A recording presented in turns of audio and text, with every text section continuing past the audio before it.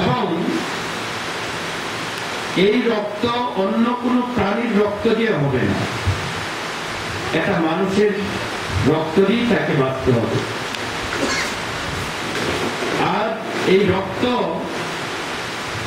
দেওয়ার করতে জোর করে হয় না, স্বতঃস্ফূর্ত আন্তরিক মানবিক এই দৃষ্টিকোণ থেকে রক্ত দান করতে হয়। আমাদের রাজ্য ত্রিপুরা এক সময় তার পরিচিতি ছিল না, আজকে গোটা দেশের কাছে একটি পরিচিত নাম ত্রিপুরা। এক সময় ত্রিপুরা ছিল অত্যন্ত দুর্বল, গরিব অংশের মানুষ, নিরক্ষর অংশের মানুষ, পরিকাঠামোহীন, ভেঙ্গে পড়া একটা রাজ্য। এই রাজ্য আজকে নিরক্ষরের রাজ্য, সাক্ষরতার দিক থেকে ত্রিপুরা চ্যাম্পিয়ন। এই রাজ্য সচেতনতার দিক থেকে, সামাজিক দায়বদ্ধতার দিক থেকে আজকে শ্রেষ্ঠত্বের শিরোপা অর্জন করেছে। রক্তদানে ত্রিপুরা এখন প্রথম স্থান অধিকার করেছে। যে ত্রিপুরা এক সময় রক্ত পাওয়া যেত না, রক্তের জন্য মানুষকে মৃত্যুবরণ করতে হতো, রক্ত কেউ দিতে চাইত না। আগরতলার জিবি হাসপাতালের নিচে জিবি বাজারের গুলচক করে কিছু পেশাদারী রক্তদাতা রক্ত বিক্রি করত। তাদের কাজই ছিল রক্ত বিক্রি করে পরিবার চালানো। এই রক্ত মানুষের জন্য নিরাপদ ছিল না।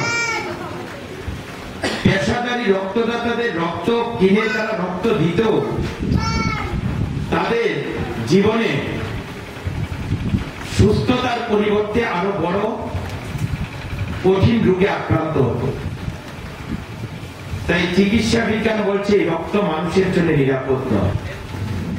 তাই এই রাজ্যের জনপ্রিয় মুখ্যমন্ত্রী মানিক সরকার এটা উপলব্ধি করলেন, রাজ্য সরকার উপলব্ধি করলেন।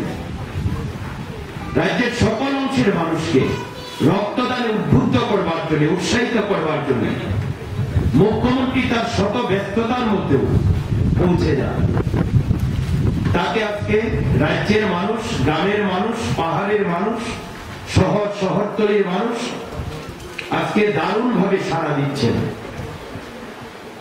রক্ত নিজেরা স্বতঃস্ফূর্ত ভাবে দিচ্ছেন। যুবক যুবতী, মায়েরা, বোনেরা, এমনকি প্রতিবন্ধী, যারা বিকলাঙ্গ, হাঁটতে পারে না, চলতে পারে না, চোখে দেখে না, কথা বলতে পারে না, প্রতিবন্ধীরা পর্যন্ত রক্তদান করেন ত্রিপুরা। এক সময় যারা বন্দুক নিয়ে মানুষের জীবন কেড়ে নিত, সন্ত্রাসবাদী, সেই সন্ত্রাসবাদীরা যারা ভুল বুঝে চলে গিয়েছিল সন্ত্রাসবাদীর পথে, তারা স্বাভাবিক জীবনে ফিরে এসে বলছেন আর রক্তপাত নয়, আর সংঘর্ষ নয়, এখন হবে রক্তদান, এখন হবে সংহতি। তারাও রক্তদান করে। এই যে ত্রিপুরার একটি অদ্ভুত পরিবর্তন, এটা ত্রিপুরার সামগ্রিক কাজের একটা ফসল। তার পরিপ্রেক্ষিতে মায়াছড়িতে রক্তদান শিবির হয়। এটা ভাবাই যেত না এক সময়।